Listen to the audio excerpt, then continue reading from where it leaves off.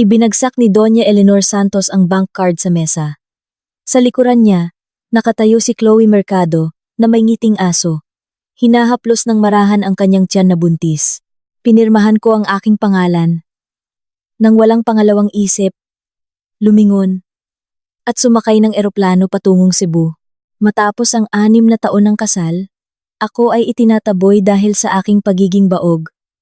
Umaalis ng walang anumang kundi isang napakalaking bayad. Sa araw ng kanyang bagong kasal, naghatid ng package ang isang pribadong domestic courier. Pinunit ni Spencer ito at nakita ang ultrasound report ng quadruplets at medical certificate mula sa kanyang OB-GYN na nagpapatunay ng kanyang gestational age. Agad na nawala ang kulay sa kanyang mukha.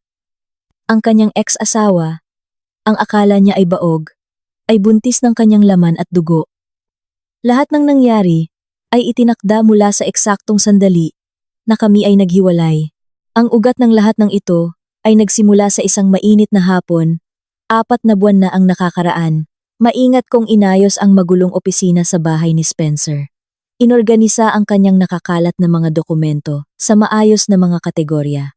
Habang nililinis ko ang kanyang lumang laptop na naka-login pa sa personal na cloud storage, laking gulat ko nang makita ang mga chat log at audio recording ni na Spencer at Chloe. Doon ko natuklasan ang kanilang 3 taong relasyon at ang plano nilang paalisin ako gamit ang pagbubuntis ni Chloe. Tahimik ko itong kinopya sa aking personal drive. Sa labas, ang matinding sikat ng araw ay sumasala sa manipis na kortina, naghuhulog ng mga anino sa sahig na gawa sa kahoy. Bigla akong tinawagan ng telepono. Kumindat ang caller ID, biyanan. Sa pamamagitan ng receiver ay narinig ang karaniwang hindi mapagkwestiyon ang tono ni Doña Eleanor. Patricia, nasa bahay ka ba? Pupunta ako ngayon. May mahalaga tayong pag-uusapan. Sumagot ako ng mahina. Ngunit isang ginaw ang hindi maipaliwanag na bumalot sa akin. Bihira si Doña Eleanor na bumisita ng kusa at halos hindi siya nagsasalita. Nang may ganoong kahigpit na formalidad, ang aking intuisyon ay nagsabi sa akin na mayroong mali. Kalahating oras ang lumipas. Tumunog ang doorbell sa tamang oras. Binuksan ko ang pinto at nakita ko ang aking biyenan na nakatayo doon na may masikip, matigas na ekspresyon. Sa likuran niya ay nakatayo ang isang estranghero na hindi ko pa nakita. Ang babae ay mukhang nasa kalagitnaan ng 20s. Mayroon siyang maganda, pinong mukha na may walang bahid na light makeup at nakasuot ng kulay garing na puting damit. Ang baywang ay inangkop upang maging maluwag. Perpektong tinatakpan ang bahagyang umbok sa kanyang tiyan. Pasok. Tumabi ako. Pinananatili ang aking karaniwang magalang na kilos. Ito si Chloe, sabi ni Doña Eleanor, habang pumapasok sa sala. Ang kanyang tono ay matigas. Siya ang executive secretary sa kumpanya ni Spencer. Ang kanyang pagganap sa trabaho ay natatangi. Ang babaeng nagngalang Chloe ay nagbigay sa akin ng mahinang ngiti, ngunit may bahagyang hindi mahahalata na kislap ng tagumpay na nakatago sa kanyang mga mata. Hi Patricia, palaging pinag-uusapan ka ni Ginoong Santos. Palagi niyang sinasabi na napangasiwaan mo ng maayos ang inyong tahanan. At ikaw ay isang napakatapat na asawa. Hindi ako sumagot. Ako ay lumingon lamang. Pumunta sa kusina. Nagtimpla ng 2 tasa ng berdeng tsaa. At inilagay ang mga ito sa coffee table sa harap nila. Bago umupo sa armchair sa tapat, ang hangin sa sala ay tila agad na nagyelo. Ang tanging tunog ay ang mahinang ugong ng air conditioning. Patricia, narito ako ngayon upang talakayin ang isang pangunahing issue tungkol sa kinabukasan ng pamilyang Santos. Diretsyong sinabi ni Doña Eleanor nang walang anumang paunang salita. Itinuro niya si Chloe sa tabi niya. Si Chloe ay buntis. Bahagyang humigpit ang aking mga daliri sa paligid ng aking tasa ng tsaa. Ang nakakapaso na init ay sumingaw sa keramika, ngunit ang aking ekspresyon sa mukha ay nanatiling hindi nababasa. Binabati kita. Sabi ko, tumingin kay Chloe. Ang aking tono ay flat na parang pinag-uusapan namin ang panahon. At sino kaya ang ama? Si Spencer. Maingat na inilagay ni Chloe ang kanyang kamay sa ibabang bahagi ng kanyang tiyan. Ang kanyang boses ay may bahid ng hindi maitatago na pagmamayabang. Halos 5 buwan na akong buntis. Nagpa-ultrasound kami noong nakaraang linggo at sinabi ng doktor na kambal na lalaki at babae. Parehong perpekto ang kalusugan ng mga sanggol. Habang nagsasalita siya, kinuha niya ang isang maayos na nakatuping medikal na ulat mula sa kanyang designer handbag at idinulas ito sa mesa patungo sa akin. Kinuha ko ito. Ang ultrasound scan ay malinaw na nagpakita ng mga anino ng 2 fetus na magkasama. Sa ilalim ng section ng diagnosis, nakasulat, Viable intrauterine, twin pregnancy. Isang lalaki, isang babae. Alam ba ni Spencer ang tungkol dito? Tanong ko. Ang aking boses ay nakakatakot na kalmado. Siyempre alam niya. Sagot ni Doña Eleanor. Ang kanyang tono ay puno ng walang paumanhing pagiging matuwid.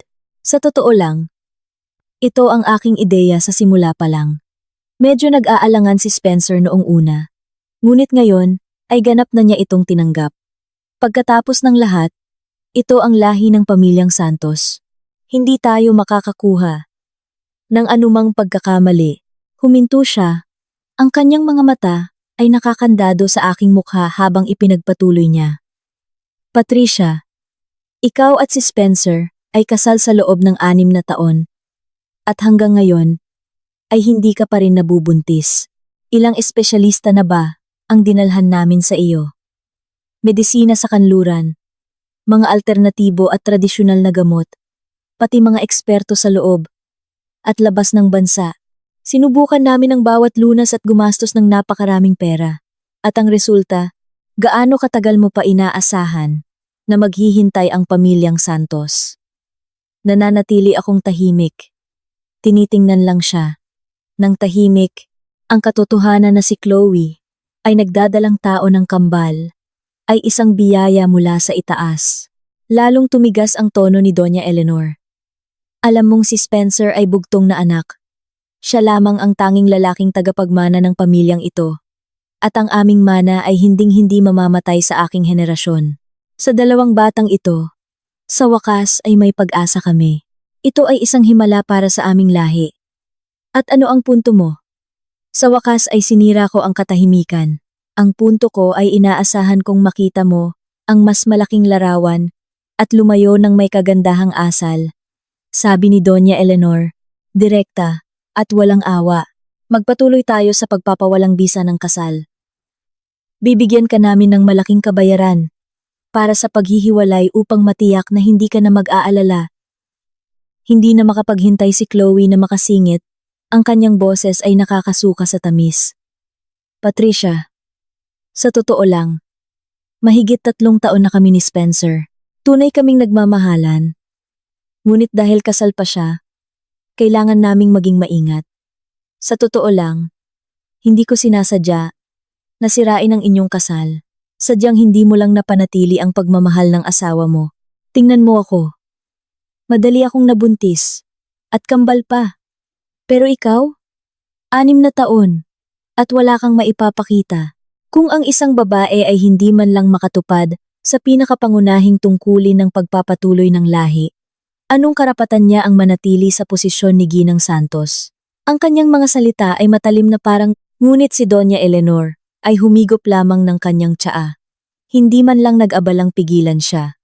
Maliwanag na tacitly niyang inaprubahan o pinasigla pa nga ang kawalang galang.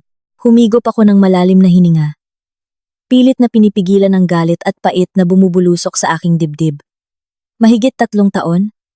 Ibig sabihin, ay niloloko ako ni Spencer. Mula pa noong 3 taon ng aming kasal. At ako, tulad ng isang hangal, ay pinananatiling walang kaalaman sa loob ng 3 buong taon.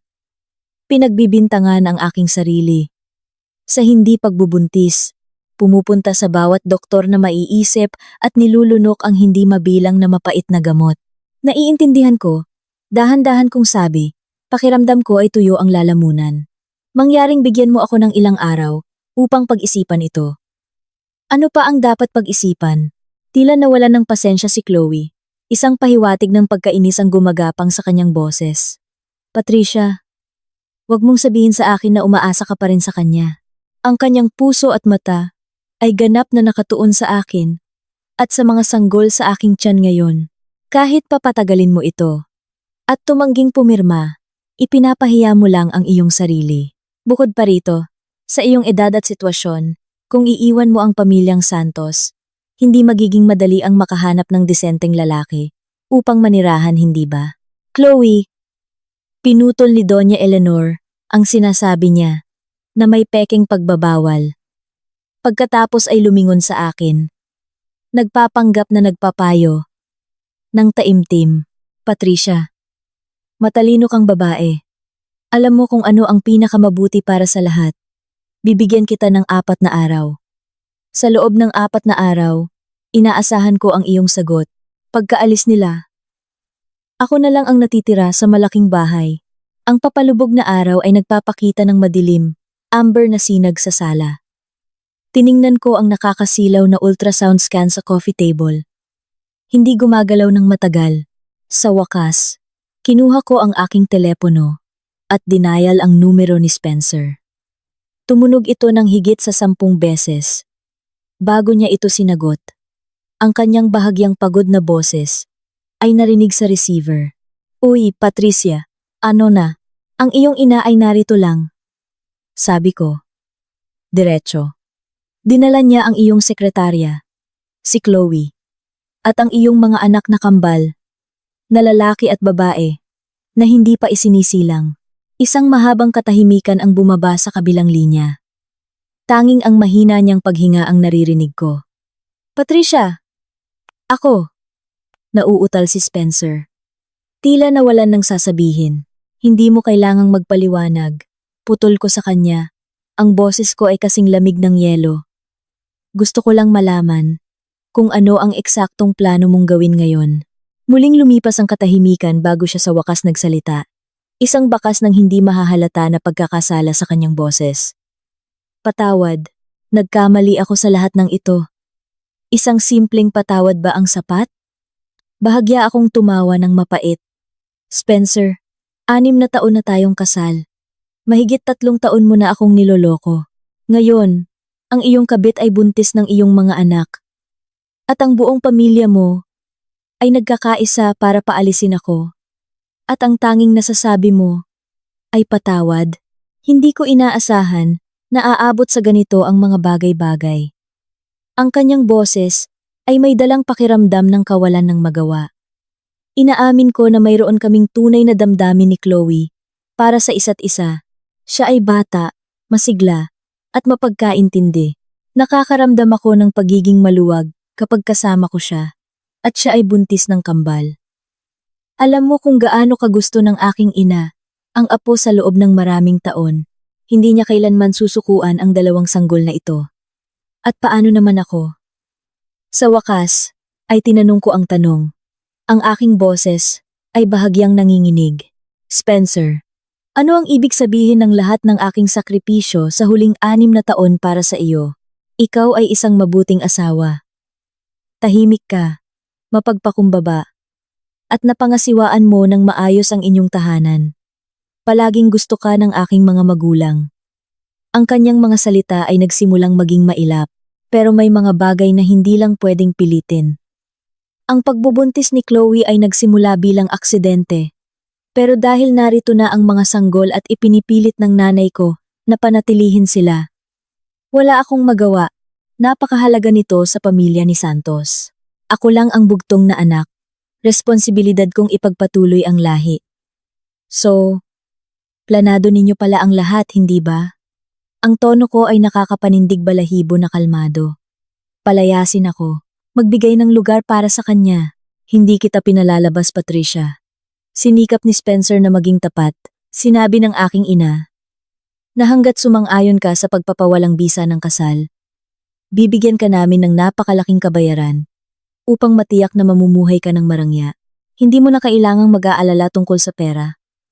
Magkano? Diretsa kong tanong. 60 milyon. Aniya. Direktang bank transfer. 60 milyon. Direktang bank transfer. Dagdag pa. Ililipat namin ang titulo ng bahay na tinitirhan mo ngayon sa iyong pangalan. Ito ang pinakamataas na sinseridad na maiaalok ng aking pamilya. Tumawa ako. Ang tunog ay umalingaw-ngaw sa walang laman na sala. Umaapaw sa matinding pangungutya. 60 milyon? Masyadong mapagbigay ang iyong pamilya. Patricia, alam mong ang halagang iyan ay wala sa aming pamilya. Ang tono ni Spencer ay naging mapanghikayat. Higit pa ito sa sapat para mabuhay ka ng napakabuti. Maaari mong gawin ang anumang gusto mo. Maglakbay sa mundo, mamuhunan, o simulan lamang ang isang bagong buhay. Hindi sapat, putol ko sa kanya ng may kapasiyahan. Malinaw na nabigla siya. Ano? Sabi ko. Hindi sapat ang 60 milyon. Tiningnan ko ang bintana sa papalapot na kalangitan sa gabi. Ang aking mga mata ay naging lubhang determinado.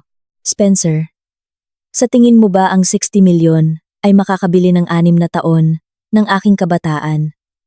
Makakabawi sa lahat ng isinakripisyo ko? At makakabawi sa trauma ng pagtataksil mo? At ng pamilya mo sa akin? Kung gayon, magkano ang gusto mo? Bumaba ang boses niya. May bahid ng pagkainip at pag-uusisa at 120 milyon. Direktang bank transfer at manager's check. Walang real estate. Walang stock. Walang ibang asset. Gusto ko ng liquid na pondo na babayaran ng buo. Napahiyaw si Spencer sa telepono. Ang boses niya biglang tumaas. Ang 120 milyon. Patricia, baliw ka ba?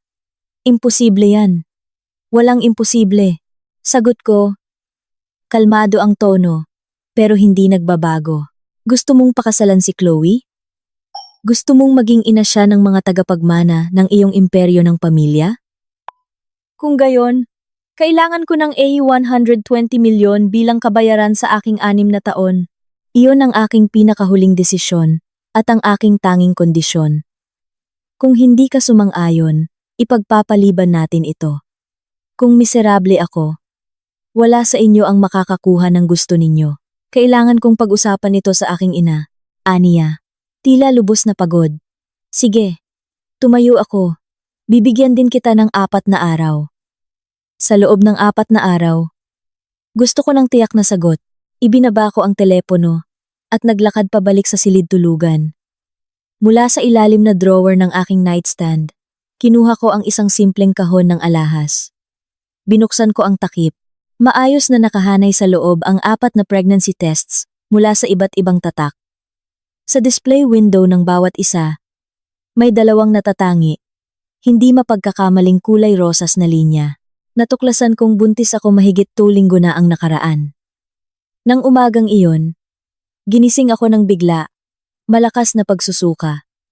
Nagmadali ako sa banyo at isinuka ang lahat ng nasa aking tiyan. Nang humupa ang pagsusuka, isang ideya ang marahas na sumagi sa aking isip.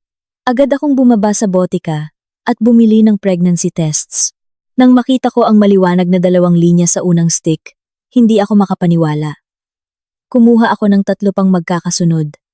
Magkapareho ang mga resulta. Agad akong nagpareserba sa pinakamabuting pribadong ospital sa lungsod. Pagsusuri sa dugo. Ultrasound. Ang babaeng doktor na nakasuot ng salamin ay tiningnan ang mga resulta ng lab at ang monitor, isang mainit na ngiti ang lumabas sa kanyang mukha. Binabati kita, Ginang Santos. Buntis ka. Gaano katagal na? Tanong ko ng kinakabahan. Ang aking puso ay bumubulabog na parang tambol. Batay sa iyong HCG blood levels at ultrasound, mga 10 linggo na ang iyong pagbubuntis. Itinuro ng doktor ang ilang maliliit na kumikinang natuldok sa screen. May bakas ng pagkamangha sa kanyang boses. At tingnan mo rito, at rito, ang iyong kaso ay medyo pambihira. Mayroon kang maramihang pagbubuntis. Maramihan? Humingal ako. Oo. Ayon sa doktor, inayos niya ang anggulo ng screen. Itinuro ang maliliit na kumukislap na ilaw. Sa ngayon, malinaw nating nakikita ang 3 gestational sac at mga tibok ng puso ng fetus ang natukoy sa lahat ng ito. Ngunit tinitingnan ng mas malapitan, dito mismo.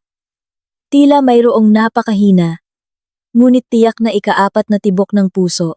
Lubos naming pinaghihinalaan ang quadruplets. Lahat ng 4 na sanggol ay kasalukuyang nagpapakita ng mahusay na developmental markers. Huminto siya. Ang kanyang ekspresyon ay naging mas seryoso. Gayunpaman, Ginang Santos, ang mga panganib na nauugnay sa mas mataas na order, na multiple ay mas malaki kaysa sa isang singleton na pagbubuntis, at ito ay nagdudulot ng malaking kapahamakan sa katawan ng ina. Kailangan mong mahigpit na sumunod sa regular na prenatal checkups upang maingat na masubaybayan ang iyong kalusugan at ang mga sanggol. Bukod pa rito, inirerekomenda kong ipaalam mo sa iyong pamilya sa lalong madaling panahon upang makapaghanda sila ng naaayon. Nang lumabas ako ng ospital, nakakasilaw ang sikat ng araw sa hapon. Hinawakan ko ang balat ng ultrasound na nagpapakita ng mga palatandaan ng 4 na maliliit na buhay. Ang aking puso ay isang komplikado, hindi masabi na halo ng emosyon. Buntis ako, at may napakabihirang quadruplets. Ngunit ang aking asawa ay kasalukuyang nakikipagsabwatan sa isa pang babae na buntis ng kambal kung paano ako paalisin sa bahay. Sa gabi ng 3 araw, umuwi si Spencer. Mukha siya ng masama. May malalaking maitim na bilog sa ilalim ng kanyang mga mata. Malinaw na mahaba, at nakakapagod ang negosasyon sa kanyang ina. Nakausap ko ang nanay ko, Ania. Bumagsak ng mabigat sa sofa at hinihimas ang kanyang sentido. Ang I-120 milyon na liquid na pondo ay napakalaki. Nagdudulot ito ng matinding pressure sa liquidity ng kumpanya. Ang ganap na limitasyon ay 100 milyon. Kung hindi, walang kasunduan. Ang aking sagot ay malinaw at pinal, na walang iniiwang puwang para sa negosasyon. Aya 100 milyon. O walang pirmahan. Malamig kong sagot. Patricia, huwag kang mangahas. Agad na nag-alab ang kanyang galit, tumaas ang kanyang boses. Ay na 1,000 milyon? May ideya ka ba kung gaano kalaki ang halagang iyan? Hindi magagawa iyan ng mga tao sa maraming buhay, at hindi ka pa rin nasisiyahan. Para sa pamilyang Santos, hindi ito eksaktong nakakapinsala. Tiningnan ko siya ng kalmado. Isang mapanuksong kurba ang nabuo sa aking mga labi. Spencer, si Chloe ang nagdadala ng himala na lalaki-babae, na matagal nang hinahangad ng iyong pamilya. Sila ang pag-asa para sa iyong legacy. Ang halaga ng 2 batang iyon sa iyong pamilya ay mas malaki pa sa 120 milyon, hindi ba?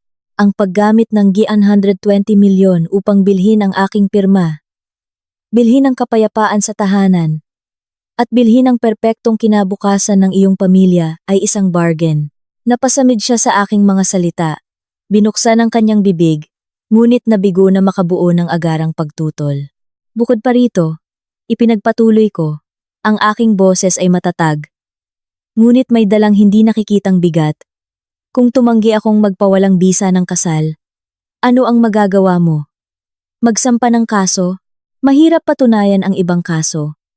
Ngunit ang concubinage sa ilalim ng Revised Penal Code ng Pilipinas.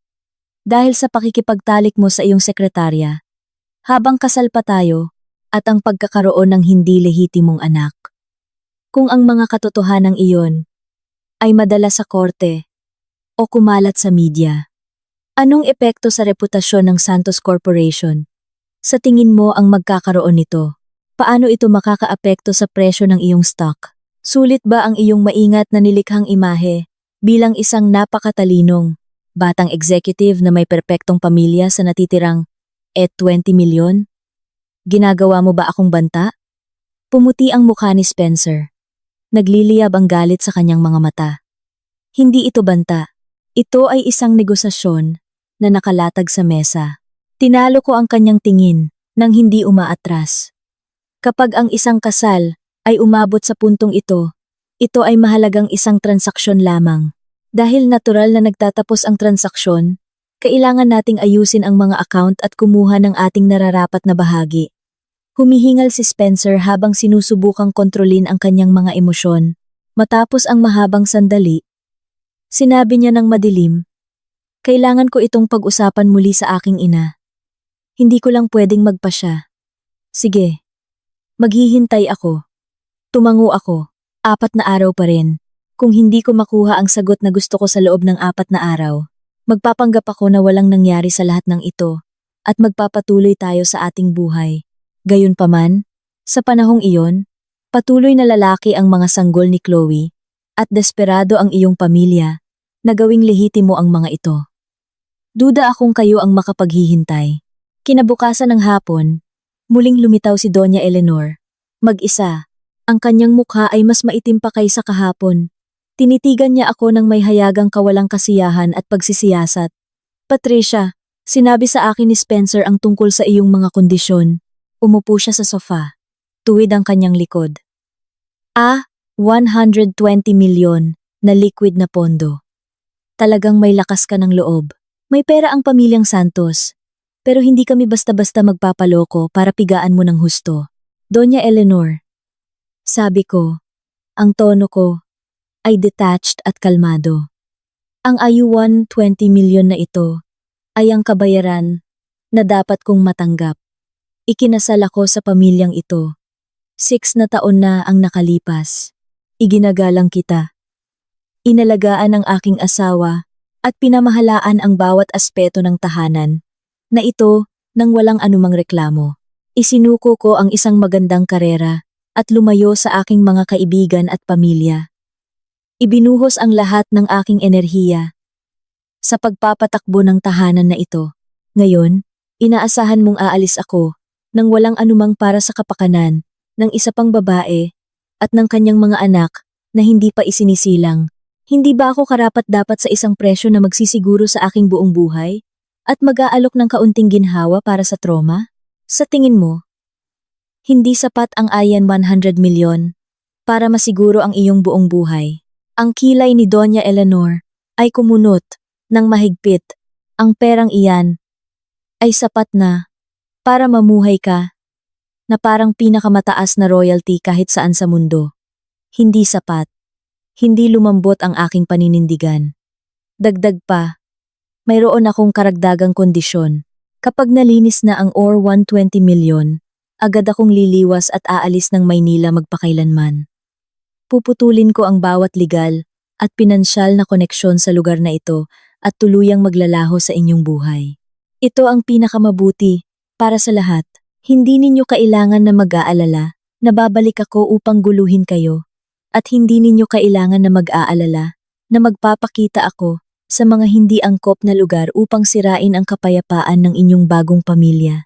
Tuldok, natahimik si Doña Eleanor. Ang matatalim niyang mata ay naglalakbay sa aking mukha na parang sinusubukang butasin ang aking balat upang makita ang aking tunay na intensyon. 120 milyon na liquid na pondo na ideposito sa loob ng 1 linggo. At pagkatapos ay umalis ka agad ng Maynila. Hindi na babalik at hindi na makikialam sa mga gawain ng pamilyang Santos sa anumang paraan. Inulit niya ang mga tuntunin upang kumpirmahin. Binibigyang diin ang bawat salita. Tama. Mahigpit akong tumango. Handa pa akong pumirma sa pinakamahigpit na non-disclosure agreement na nangangakong hindi kailanman ibubunyag ang tunay na dahilan ng pagpapawalang bisa ng kasal sa publiko. Maaari mong ipaalam sa media ang anumang dahilan na gusto mo, hindi pagkakasundo, isang mapayapang paghihiwalay. Hindi ako magsasalita ng anumang pagtutol. Sige. Mukhang tiningnan ni Doña Eleanor ang mga kalamangan at kahinaan, at sa wakas ay isinuka ang salita. Sumasang-ayon ako. Ngunit pakinggan mo ako ng mabuti. Patricia, ang kanyang tono ay naging matalas at seryoso. Kapag kinuha mo ang AQ 120 milyon na ito, ikaw at ang pamilyang Santos ay tuluyang putol. Ganap, anuman ang mangyari sa hinaharap. Hindi ka pinapayagang gumapang pabalik kay Spencer. At hinding-hindi ka pinapayagang magparada sa pamamagitan ng paggamit ng titulo ng dating Ginang Santos. Gayun din, pipirmahan namin ang mga legally binding NDA at mga sulat ng pangako. Kung lalabagin mo ang alinman sa mga probisyon, hindi lamang mo kailangan mong ibalik ang doble ng halaga, kundi haharap ka rin sa mga legal na kahihinatnan. Sumang-ayon, agad kong tinanggap. May isa pa akong kailangan. Ang pera ay babayaran sa 2 installment. Sa loob ng 3 araw ng paglagda sa kasunduan, ang unang 60 milyon ay dapat na ilipat sa aking itinalagang account sa Cebu. Kapag naisampa na ng ating mga abogado ang petisyon para sa pagpapawalang bisa at nakakuha ng paunang desisyon ang korte, ang natitirang AI na 60 milyon ay dapat bayaran ng buo kaagad. Bakit hinahati sa dalawa? Agad na napuno ng pagdududa ang mga mata ni Doña Eleanor. Sinusubukan mo bang manghuli? Kailangan ko lang ng seguridad, direkta kong sabi. Ang unang bayad ay sasaklaw sa aking mga arrangement sa paglipat, flight patungong Cebu, pagbook ng tirahan at pagkuha ng abogado doon. Kapag ayos na ang lahat, tutuparin ko ang aking bahagi ng bargain, pipirmahan ang mga papeles at aalis. Ito ang pinakamakatarungang paraan para sa magkabilang panig. Matagal na tinitigan ni Doña Eleanor bago dahan-dahang tumango. Sige, gagawin natin ang gusto mo. 3 araw ang lumipas. Dumating ang mga pribadong abogado ng pamilyang Santos sa bahay na may makapal na tumpok ng mga dokumento. Bukod sa karaniwang kasunduan sa pagpapawalang bisa ng kasal, ay mga notarized compromise agreement para sa paghihiwalay ng ari-arian at isang highly restrictive non-disclosure agreement. Binasa ko ang bawat clause salita sa salita. Kinukumpirma na ang lahat ay tumugma sa aming naunang kasunduan nang walang anumang nakatagong bitag. Pagkatapos, sa mga abogado bilang saksi, taimtim kong pinirmahan ang pangalang Patricia. Si Spencer ang pumirma sunod. Ang kanyang ekspresyon ay imposibleng basahin, isang magulong halo ng pagkakasala, pagkapagod, at kaluwagan.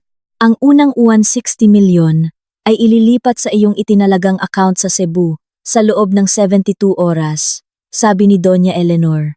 Walang emosyon. Sige. Tinakpan ko ang aking ballpen, ayaw nang magsalita pa.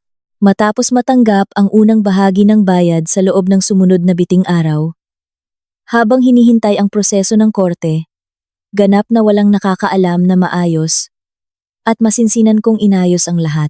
Sa pamamagitan ng mga email at tawag, nakipag-ugnayan ako sa isang lubhang kagalang-galang na pribadong ospital para sa panganganak sa Cebu at isang kilalang lokal na abogado na espesyalista sa batas ng pamilya. Nag-book ako ng detalyadong prenatal checkups at post-care services. Tinitiyak na partikular kong kinonsulta sila sa mga protocol at care plan para sa isang higher order multiple pregnancy. Nakipag-ugnayan ako sa mga lokal na business consultant at real estate broker sa Cebu para sa mga permit sa negosyo at pagbili ng ari-arian upang masiguro ang maayos na paglipat ng aking pamumuhay at negosyo doon nang walang kahirapan. Tahimik kong nilikida ang lahat ng aking personal na ari-arian na walang kinalaman sa pamilyang Santos, kasama ang isang maliit na condo unit na binili ko bago ang kasal at ilang mutual funds. Pinagsama-sama ang lahat ng kapital. Maingat din akong naghanda ng isang espesyal na dokumento. Isinara ito sa loob ng isang heavy-duty na fireproof envelope at nilagyan ng selyo ng wax ang flap. Ibinigay ko ang sobrang ito sa isang taong pinagkakatiwalaan ko ng buo, si Julian, isang kaibigan sa kolehiyo na ngayon ay kasosyo sa isang kilalang law firm. Sa eksaktong petsa na nakasulat dito, kailangan kong tiyakin mong maiparating ang sobrang ito sa pamamagitan ng isang secure na domestic courier. Sa address na ito, ibinigay ko sa kanya ang isang piraso ng papel na naglalaman ng lokasyon ng kasal sa Hyatt Hotel, ang oras ng seremonya, at ang petsa, kung kailan ito gaganapin. Ang aking ekspresyon ay seryosong-seryoso.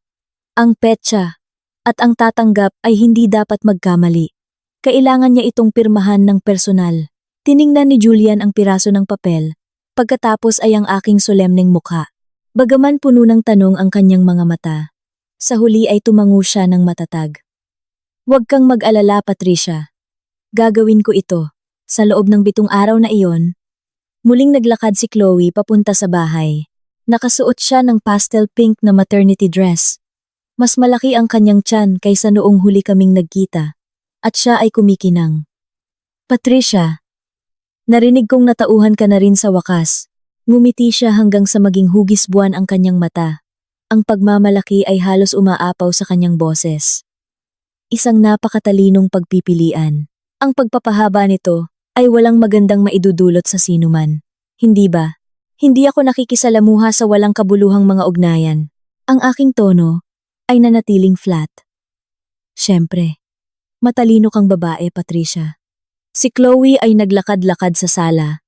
Ang kanyang mga mata ay matakaw na nag-iikot sa mamahaling palamuti. Nga pala, kailan mo balak lumipat? Gusto kong lumipat ng maaga upang maayos kong maidekorasyon ang nursery. Pagkatapos ng lahat, ito ang magiging tahanan ko, ni Spencer, at ng aming mga sanggol. Malapit na, sabi ko. Sa sandaling matapos na ang pagpapawalang bisa ng kasal, agad akong aalis. Oh, saan ka pupunta? Babalik ka sa iyong mga magulang? Tanong niya na may paimbabaw na kaswalidad, bagaman nag-uusisa ang kanyang mga mata. Hindi. Pupunta ako sa Australia. Sagot ko. Wow! Ang Australia ay kahanga-hanga. Magandang kapaligiran. Magandang lugar upang manirahan. Nagkunwari si Chloe na nangangarap. Kapag naisilang ko na ang mga sanggol at nakabawi, ipapasyal ko si Spencer doon para sa isang bakasyon upang mas masisiyahan kami. Sigurado akong magkakaroon ka ng pagkakataon. Malambing kong sabi, bagaman ang aking puso ay yelo sa pangungutya. Tiningnan niya ako.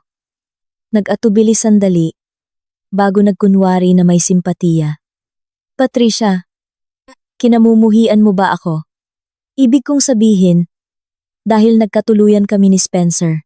Ibig mong sabihin, simula nang ipasok mo ang iyong sarili sa aming kasal, at ngayon ay kinukuha mo ang aking lugar? Tinapos ko ang kanyang pangungusap para sa kanya.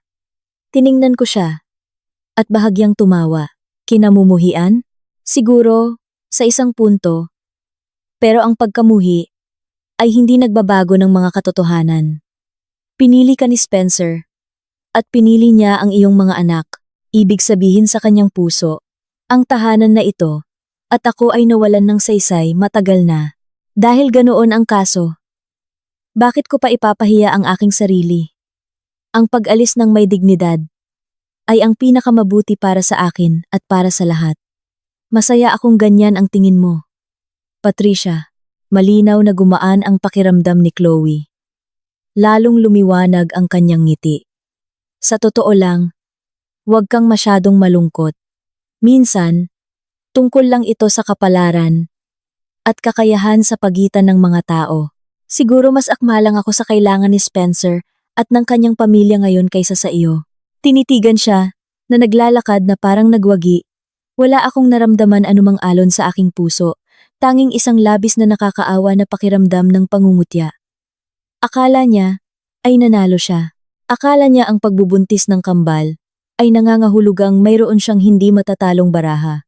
Akala niya ang pagpapaalis sa akin sa bahay ay nangangahulugang makakapagpahinga siya ng madali.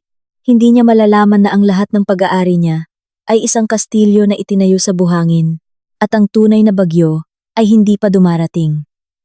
Ang maliit na piraso ng papel na ito, isang dokumento na nilayon upang itala ang mga pampublikong record, ay naging epitaph na naglilibing sa isang kasal. Ito ay isang napakalaking kabalintunaan. Patricia, habang lumalabas kami ng korte, biglang tinawag ni Spencer ang aking pangalan.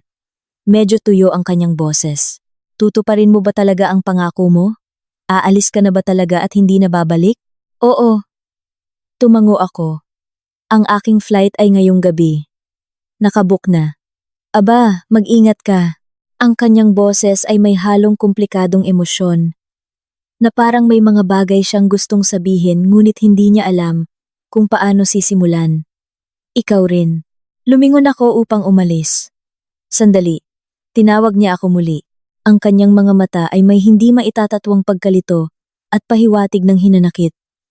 Patricia, wala ka ba talagang nararamdaman? Nagkasama tayo sa loob ng 6 na taon.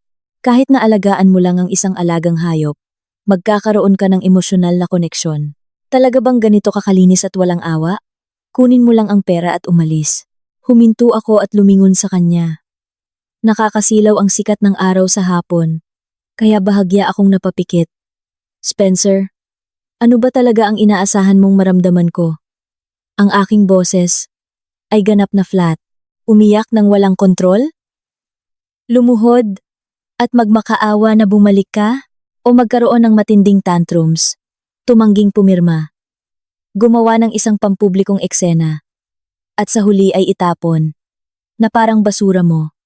At ng pamilya mo. Nabigla siya sa aking sagot. Kung malungkot man ako o hindi nito binabago ang katotohanan. Na niloloko mo ako. Sa loob ng mahigit 3 taon. Isa pang babae ang buntis ng iyong mga anak. At ang buong pamilya mo ay kumampi sa kanya upang paalisin ako, ipinagpatuloy ko. Dahil nakasulat na ang resulta. Mayroon ba itong pagkakaiba kung ang proseso ay mabilis o iniladlad sa putik? At least ngayon, nakuha ko ang kabayaran na nararapat sa akin at makapagsisimula ng bagong buhay. At nakakuha ang iyong pamilya ng mga tagapagmana na matagal mo nang pinapangarap. Kaya lahat kayo ay magiging perpekto. Ginawa lang namin ang mga pagpipilian na pinakamakapakinabang sa aming sarili. Ako, binuksan niya ang kanyang bibig. Ang mga salitang patawad ay tila umabot muli sa kanyang mga labi. Ngunit sa huli, hindi niya ito sinabi. Hindi mo na kailangan pang magpatawad. Iwinagayway ko ang aking kamay na nagtatanggi. Nabayaran na ang lahat. At tapos na ang usapan. Mula ngayon, alagaan mo ng mabuti si Chloe at ang iyong mga anak. At ako naman ay mamumuhay ng maayos. Wala nang natitira sa atin. Sa gayoy, hindi na ako lumingon. Diretsyong naglakad patungo sa taxi na naghihintay sa gilid ng kalsada.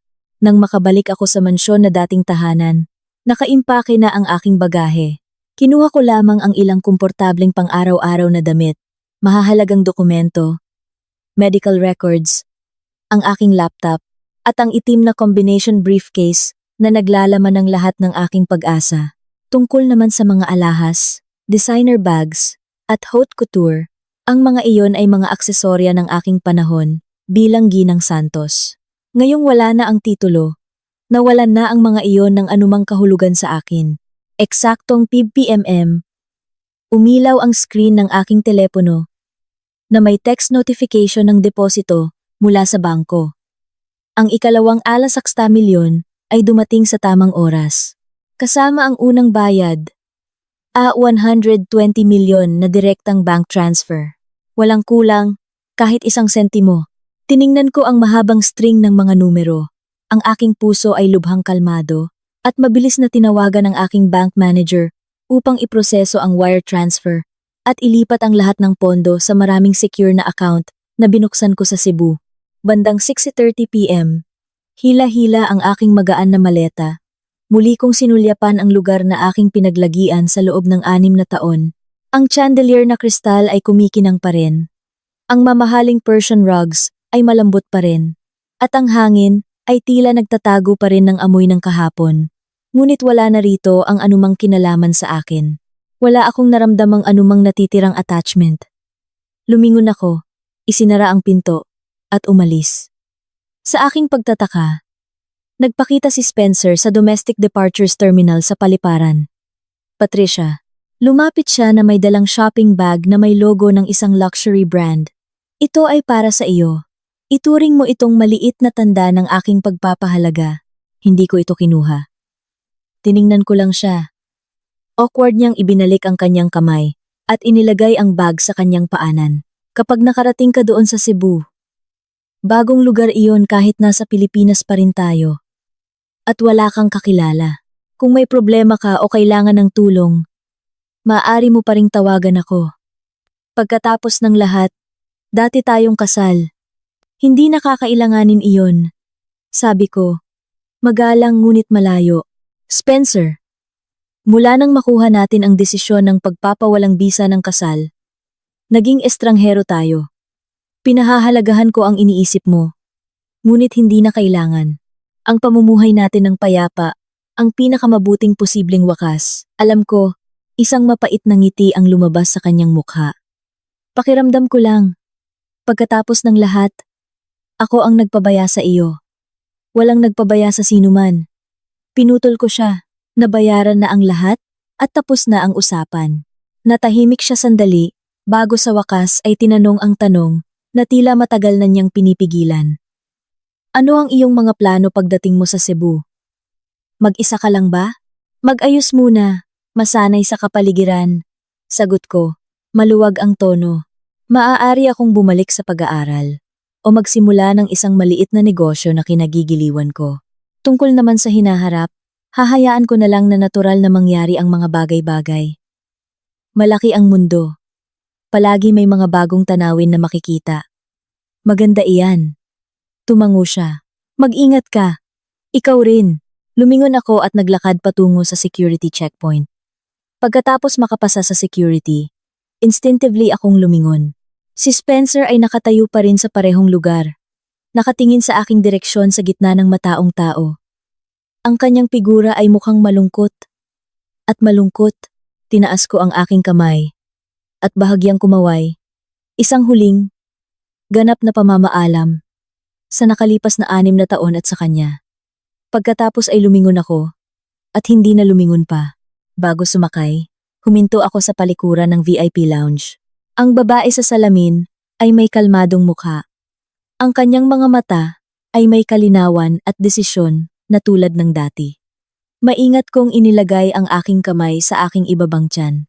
May umbok na ito na naitatago ng aking napakaluwag na pananamit, ngunit alam kong 4 na maliliit na buhay ang lumalaki ng ligtas sa loob. Mga sanggol ko, pabulong kong sabi sa isang boses na ako lang ang makakarinig. Dadalhin kayo ni Mami sa isang bagong lugar. May malinis na hangin, maliwanag na sikat ng araw, at isang malayang kinabukasan ang naghihintay sa atin. Hindi natin kailangan pang umasa sa sinuman. Gagamitin ni Mami ang kanyang sariling lakas upang hawakan ang isang malinaw na kalangitan para sa inyo. Kami ay mamumuhay ng isang kahanga-hanga. Napakasayang buhay. Umugong ang eroplano habang lumilipad sa mga ulap. Ang mga ilaw ng lungsod sa ibaba ay unti-unting nagsama-sama sa isang malabong dagat ng liwanag bago tuluyang nawala sa ilalim ng ulap. Paalam sa lungsod na nagdala ng 6 na taon ng aking tawa at luha. Paalam.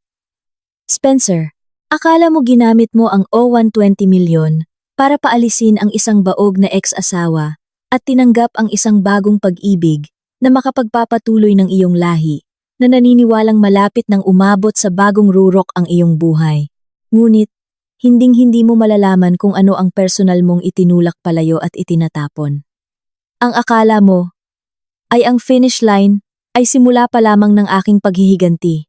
Ang kahihiyan at pagtataksil na ipinagawa mo sa akin ay isang araw ay babalik sa iyo ng 100 beses sa pinaka hindi inaasahang paraan at ang araw na iyon ay hindi na malayo. Kinabukasan ng aking pag-alis, hindi na makapaghintay si Chloe na utusan ang moving company. Dinadala ang lahat ng kanyang gamit sa mansyon ng pamilyang Santos na nakaharap sa karagatan. Tulad ng isang reyna na nag-iinspeksyon sa kanyang bagong teritoryo, masigla siyang naglakad-lakad sa bawat silid. Ang kanyang mukha ay nagliliwanag sa hindi maitago na tagumpay. Spencer, tingnan mo ang tanawin mula sa master balcony. Maaari tayong uminom ng kape dito sa umaga at panoorin ang pagsikat ng araw sa tubig. Kumapit siya sa braso ni Spencer. Ang boses niya ay umaagos sa tamis. At ang pwesto na ito para sa nursery, nakaharap ito sa timog, nakakakuha ng maraming sikat ng araw. Perpekto ito para sa 2 silid. Isa para sa aming anak na lalaki at isa para sa aming anak na babae. Nakaplano na ang decor. Magiging napakainit at napakaganda nito. Ano man ang gusto mo, maglaan ka ng oras. Huwag kang magmadali, tinapik ni Spencer ang kanyang kamay. Malumanay ang tono. Ngunit sa malalim na kanyang mga mata, ay may mahinang, hindi mahahalata na pagkapagod at pagkakahiwalay. Ang pinakamahalaga ngayon ay ang iyong kalusugan at ang mga sanggol. Ang lahat ng iba ay maaaring maghintay. Alam ko, huwag kang mag-aalala. Nagtaas ng daliri si Chloe at hinalikan ang pisngi ni Spencer. Bibigyan kita ng pinakamaganda, pinakamatalinong kambal na lalaki at babae sa mundo. Lahat ay magseselos sa iyo at sa aming pamilya. Dumating si Doña Eleanor. Ang kanyang mukha ay nagliliwanag sa galak na sinundan ng tagapamahala na may dalang ilang magagandang kahon ng regalo. Chloe, mahal, pinadalhan ako ng isang kaibigan ng mga prenatal supplements at skincare products na galing sa ibang bansa. Napakahusay ng mga ito para sa ina at mga sanggol. Mga top tier na tatak, kaya gamitin mo nang may kapayapaan ng isip. Hinawakan ni Doña Eleanor ang kamay ni Chloe. At tinapik ito, nang may pagmamahal. Ikaw na ngayon ang bayani ng ating pamilya. Hinding-hindi ka dapat magpakapagod. Ano man ang gusto mong kainin, ano man ang kailangan mo, sabihin mo lang at gagawin ko. Salamat, inay. Magalang na sumagot si Chloe. Ang kanyang ngiti ay nagniningning, ang isang salitang iyon. Inay, ay nagpaakyat sa puso ni Doña Eleanor. Ang mga kunot sa kanyang mukha ay bumuo ng isang malaking ngiti. Mabuti, mabuti, ito na ang iyong tahanan ngayon. At mamumuhay tayo ng masaya bilang isang pamilya. Ang aking mahalagang apo at apong babae ay ganap na nasa iyong mga kamay. Lubos na nasiyahan ang kahambugan ni Chloe. Pakiramdam niya ay sa wakas ay narating na niya ang pinakatuktok ng kanyang buhay. Agad niyang binago ang kanyang Instagram bio sa nagpapasalamat sa lahat, maliwanag ang kinabukasan, at nagsimulang mag-post ng husto tungkol sa kanyang perpektong buhay sa kanyang mga story. Ngayon, isang larawan ng chandelier na kristal sa sala ng mansyon. Caption: Unang gabi sa bagong bahay. Mainit at maliwanag. Ganito ang pakiramdam kapag nagiging katotohanan ang mga pangarap. Nagpapasalamat sa lahat ng ganda sa aking buhay.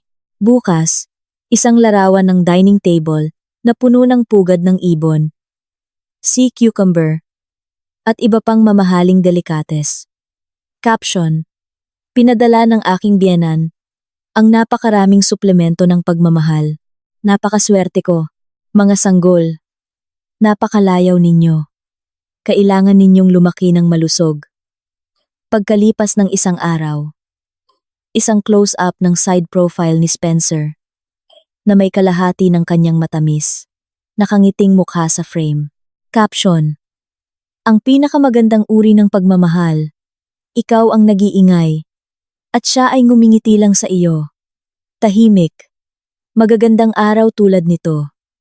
Nagpapasalamat na natagpuan namin ang isa't isa. Sa ilalim ng bawat post, bumuhos ang mga likes at inggit na komento. Si Chloe ay nagwawagi sa buhay. Pag-ibig, karera, pamilya. Nasa kanya ang lahat. Kambal. Anong uri ng swerte mula sa Diyos ito? Nais kong maging malusog at maganda ang mga sanggol at ligtas ang panganganak. Napakabait ng tingin ni Spencer sa iyo. Opisyal na akong naiinggit. Kailangan mong maging masaya. Isa-isang tiningnan ni Chloe ang mga komento. Ang kanyang puso ay mas matamis pa sa pulot. Lalo niyang naramdaman na ang kanyang mga pagpipilian at taktika noon ay henyo. Nang pribadong makipag-chat sa kanyang matalik na kaibigan, hindi man lang niya sinubukang itago ang kanyang paghamak. Ang babaeng si Patricia ay umupo sa pwesto ngunit hindi makapanganak. Matagal na sana siyang bumaba. Tingnan mo ako ngayon. Nasa akin ang lahat ng gusto ko. Ano pa ang maihahambing niya sa akin? Kumuha lang siya ng pera at tumakas na nakayuko.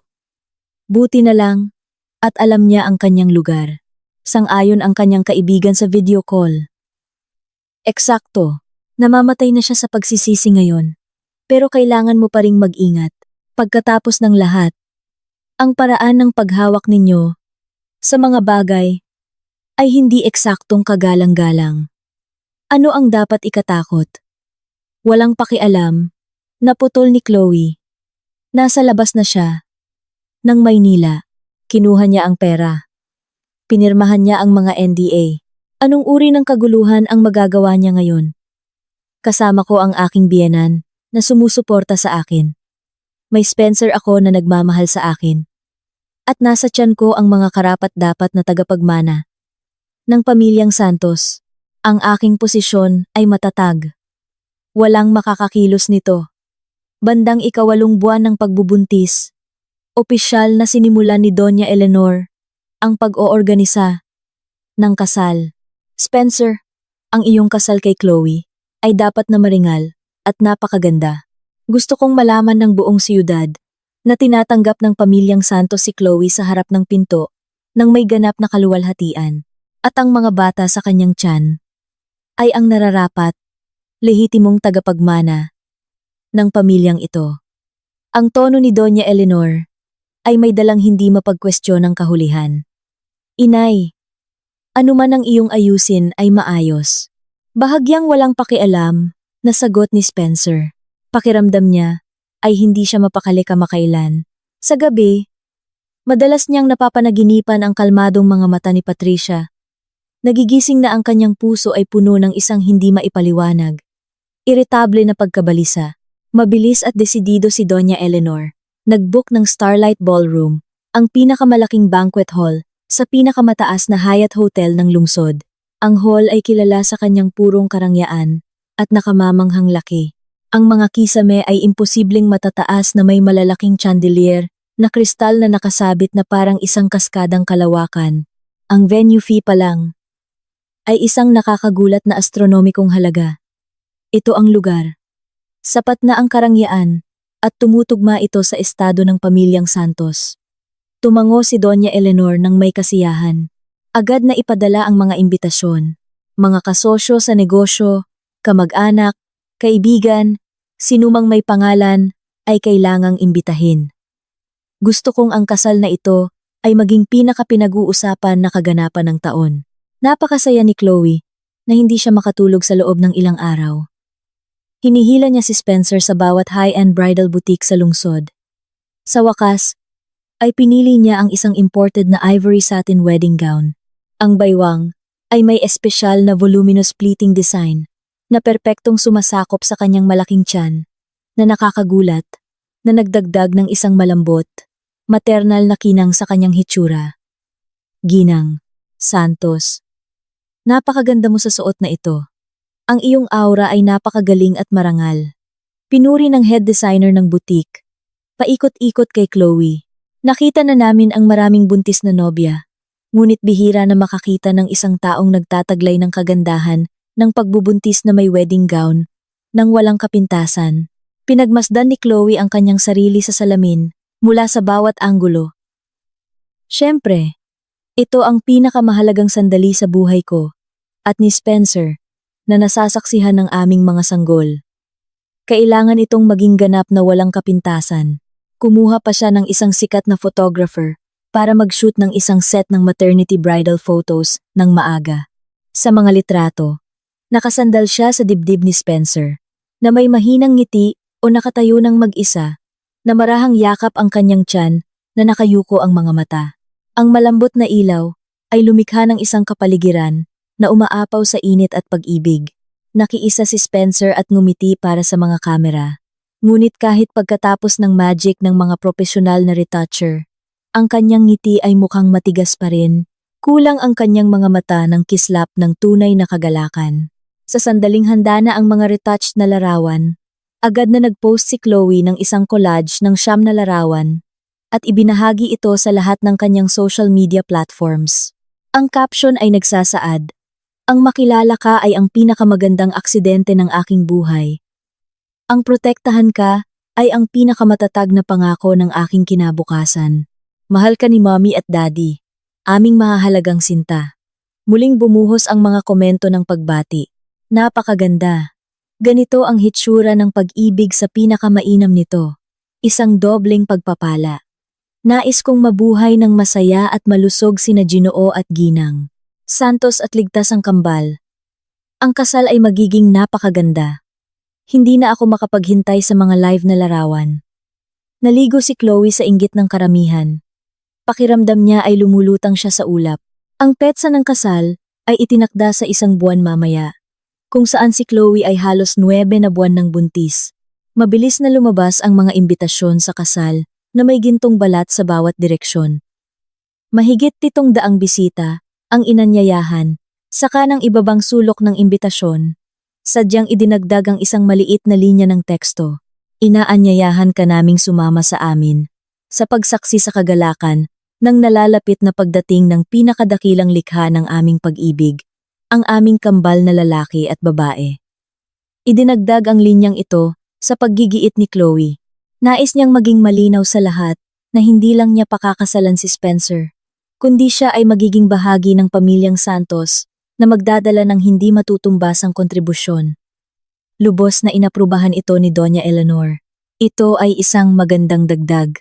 Ipaalam sa lahat na ikaw ang bayani ng aming pamilya, na nagdadala ka ng kapalaran sa lahi ng Santos. Sa pagtingin sa nagniningning na maliit na teksto, naramdaman ni Spencer na parang isang kumpol ng bulak ang nakasiksik sa kanyang lalamunan. Sinasakal siya. 5 taon na ang nakalipas. Ang kanyang kasal kay Patricia ay sa parehong hotel, ngunit sa mas maliit na sukat, na may mga malapit na kamag-anak at kaibigan lamang ang inimbitahan. Noong panahong iyon, si Patricia ay nakasuot ng simpleng satin gown. Ang kanyang ngiti ay malinaw at mainit habang bumubulong sa kanya. Spencer, hindi ko kailangan ng napakalaking palabas. Ang kasama ka lang, na may basbas ng aming pamilya, ay nagpaparamdam sa akin na ako ang pinakamasayang tao sa mundo. Mahigpit niyang hinawakan ng kamay nito. Nangako na bibigyan siya ng isang matatag, masayang kinabukasan. Ngunit ngayon, nagpaplano siya ng kasal na napakagarbo para sa isa pang babae. At ang dahilan ay napakadirekta at praktikal. Dapat masaya siya. Natupad ang kahilingan ng kanyang ina. May mga tagapagmana ang pamilyang Santos. At tila lahat ay gumagalaw patungo sa pagiging perpekto.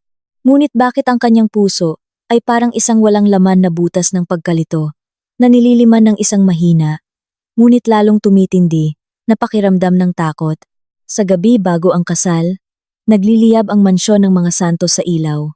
Lahat ay gumagawa ng huling paghahanda para sa grand event bukas. Muling bumisita si Doña Eleanor sa Hyatt para kumpirmahin ang mga detalye.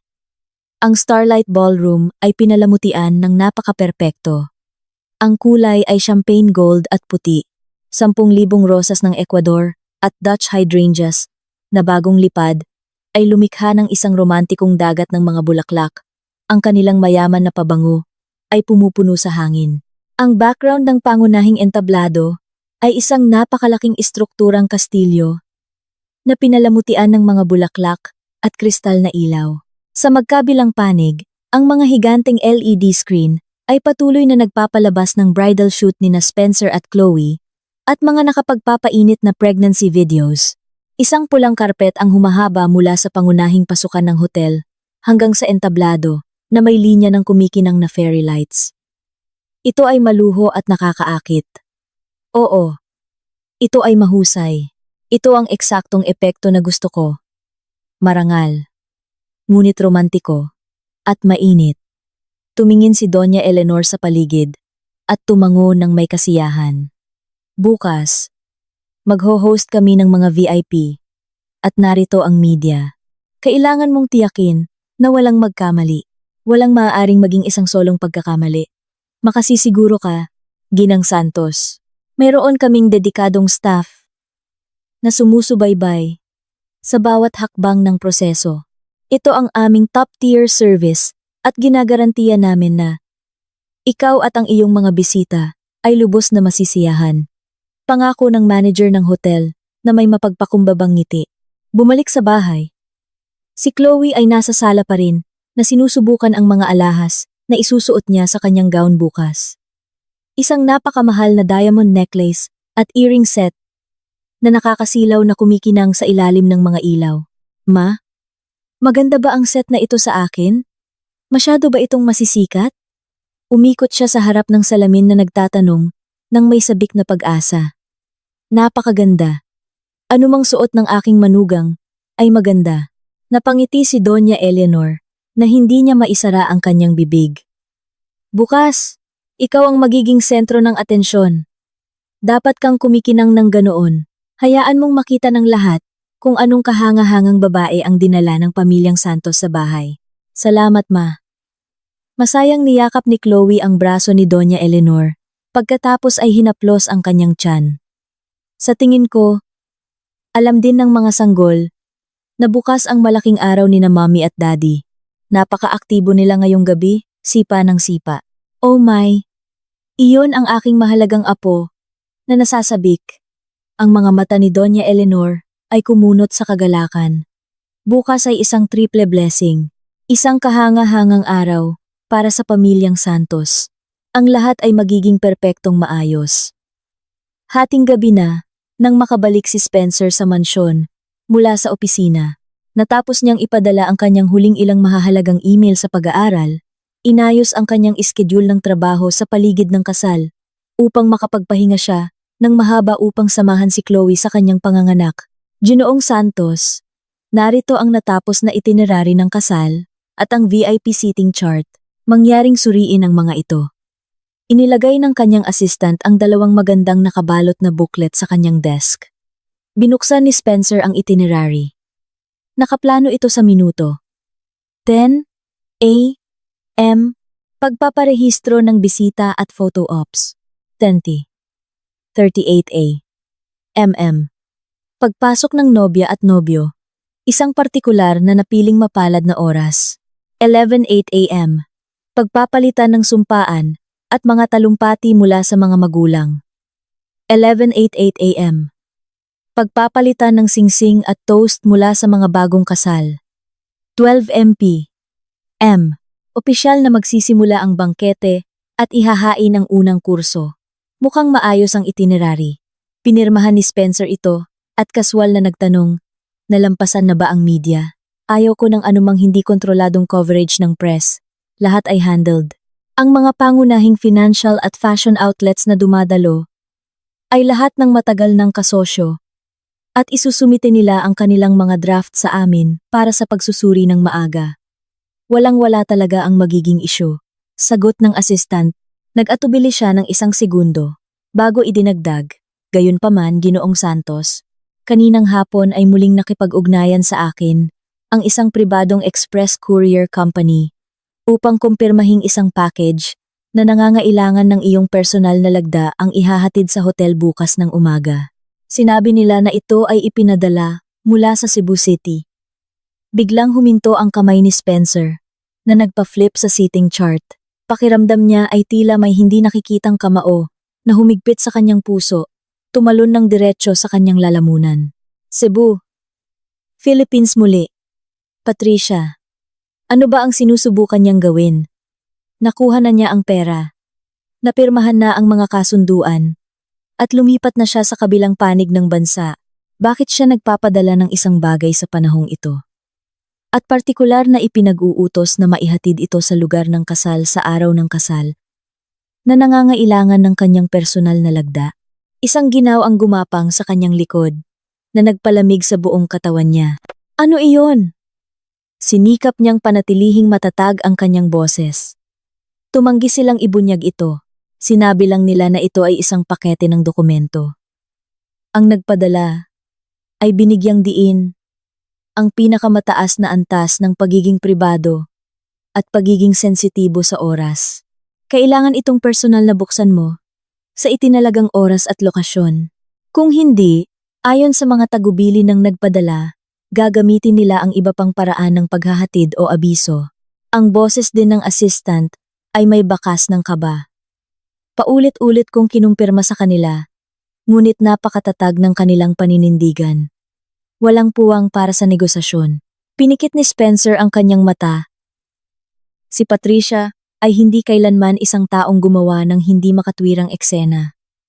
Siya ay may metodiko sa lahat ng kanyang ginagawa, halos labis na makatuwiran. Para sa kanya na magpadala ng isang bagay sa ganitong paraan sa partikular na oras na ito, ibig sabihin, ay hindi lang ito isang palakaibigang pagbati o ang pagbabalik ng ilang walang kabuluhang item. Ano kaya ito? May kinalaman ba ito sa pagpapawalang bisa ng kasal? Ang gu-120 milyon? O ang katotohanan na madali siyang sumang-ayon sa pagpapawalang bisa ng kasal? Isang tanong na matagal na niyang sinadyang balewalain, ang biglang lumitaw sa kanyang isip ng may nakakatakot na kalinawan. Hindi ba ang pagsang-ayon ni Patricia sa pagpapawalang bisa ng kasal at maging ang aktibong pag-aalok na umalis ng Maynila magpakailanman ay medyo malinis? Medyo maayos? Dahil sa personalidad ni Patricia, gaano man siya katuwiran, hindi siya dapat naging ganoon kasuko, Ginoong Santos. Mahinang tanong ng assistant nang matagal na nanatiling tahimik si Spencer. Naiintindihan ko. Ibinukas ni Spencer ang kanyang mga mata.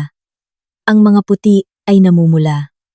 Bukas, ikaw mismo ang makikipag-ugnayan sa courier kapag nakuha mo na ang pakete. Dalhin mo ito diretso sa aking prep room. Huwag mong hayaan itong hawakan ng iba.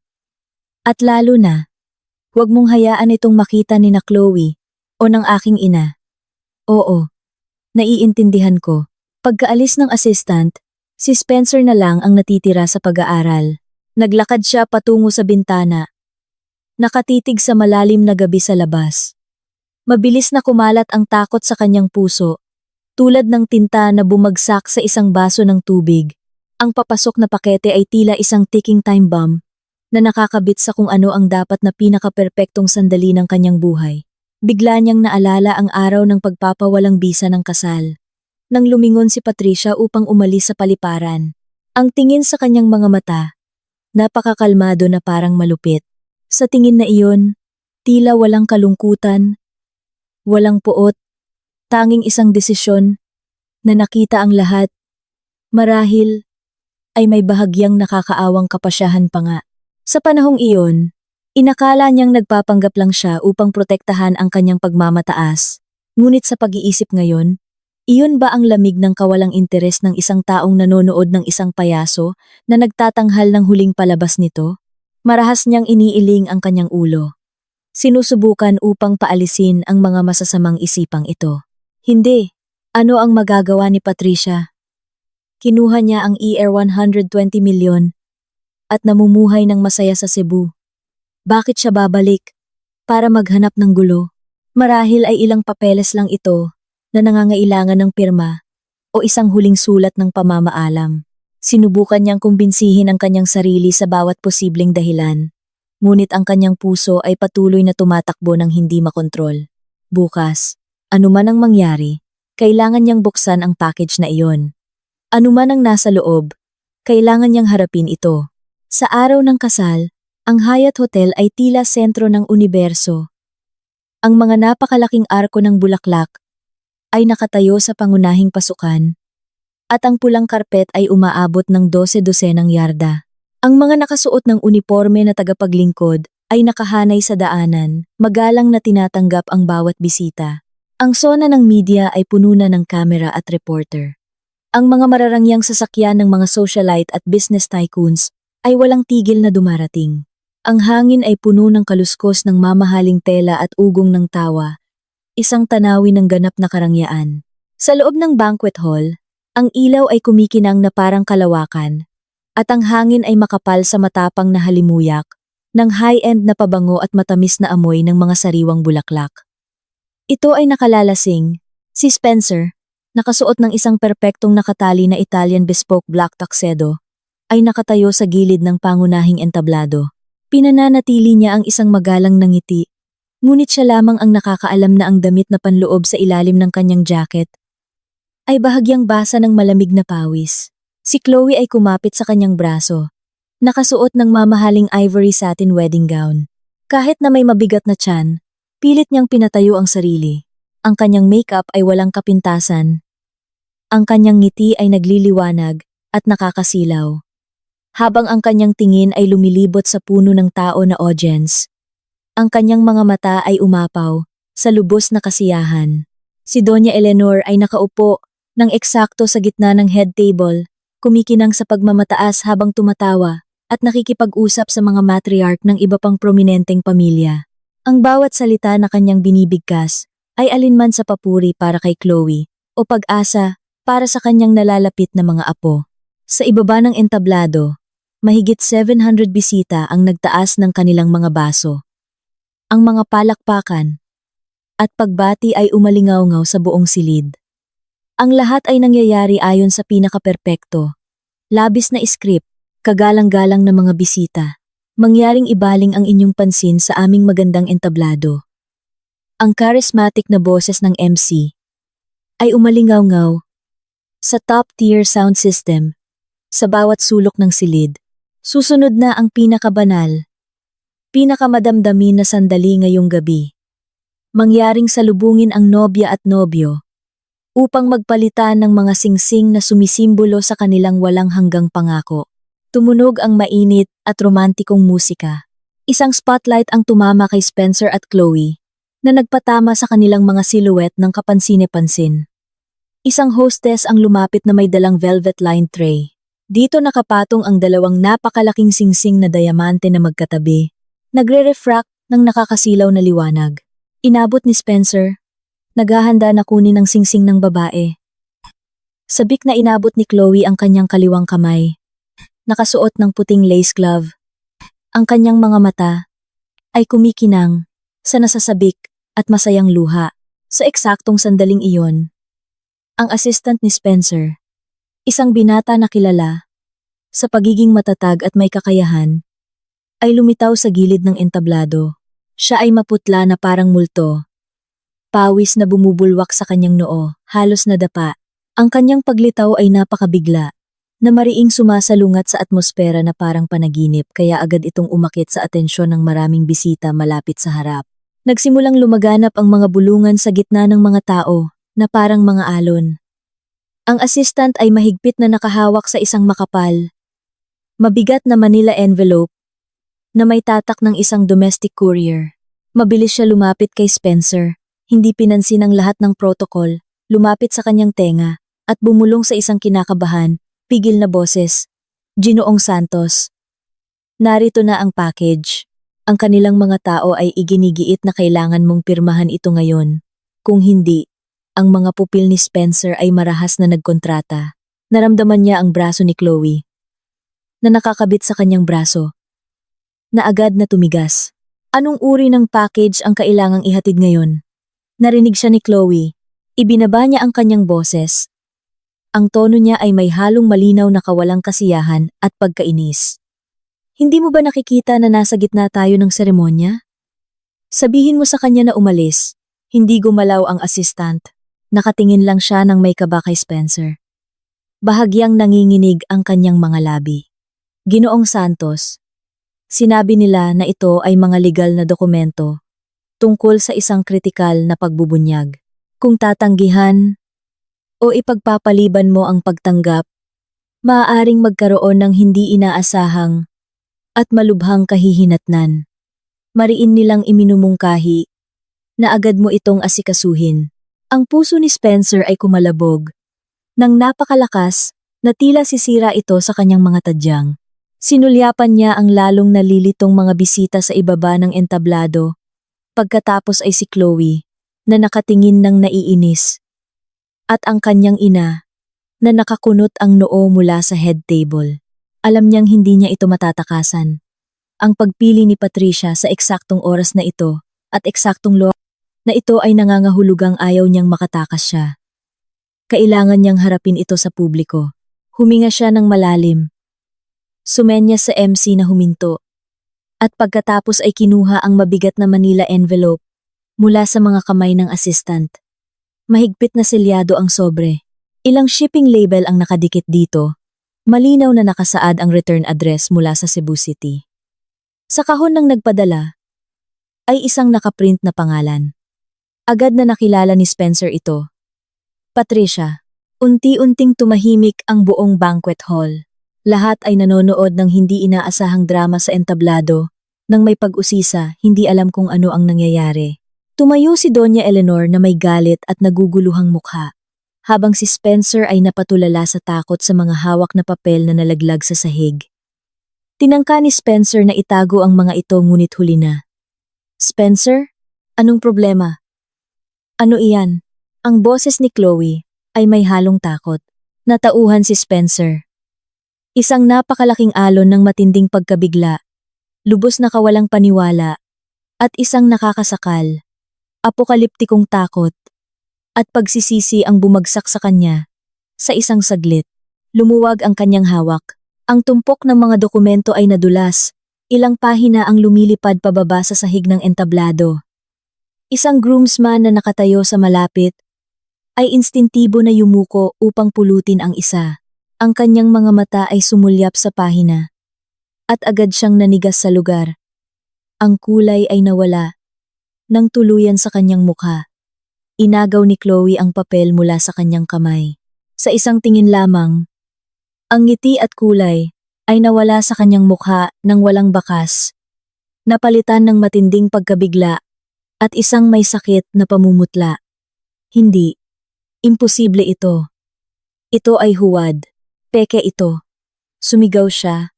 Matinis at nakakabingi ang kanyang boses. Sa wakas ay napansin ng mga bisita sa ibaba na may nangyari na sakuna. Lumakas ang kaguluhan. Marami ang nagsisikip sa kanilang mga leeg upang makita kung ano ang eksaktong nangyayari. Sa gitna ng lumalalang kaguluhan, inagaw ni Doña Eleanor ang mga dokumento mula sa nangangatal na kamay ni Spencer. Mabilis niya itong binuklat. Ang pinakaunang pahina ng dokumento ay ang opisyal na ulat ng ultrasound at sertipikasyon ng edad ng kandungan ni Patricia mula sa nangungunang ospital sa Cebu. Malinaw na isinaad dito ang petsa ng paglilihi ng quadruplets na pumatak sa panahon ng kanilang kasal, na ayon sa batas ay automatikong kinikilala si Spencer bilang legal na ama. Nakalakip sa likod ng ulat ang prenatal records ni Patricia, simula sa 10 linggo nang kumpirmahin ang quadruplets, hanggang sa mga sumunod na check-up. Bawat pahina ay may pirma ng doktor at opisyal na selyo ng ospital. Ang mga petsa ay tuloy-tuloy. Ang datos ay detalyado. Lubos na imposibleng peke ito. Ang tuluyang nakapagpabagsak kay Doña Eleanor ay isang liham na nakasuksok sa loob ng file. Sulat kamay ito ni Patricia. Ang sulat ay elegante, ngunit may dalang panginginig na lamig. Spencer, Doña Eleanor, Chloe.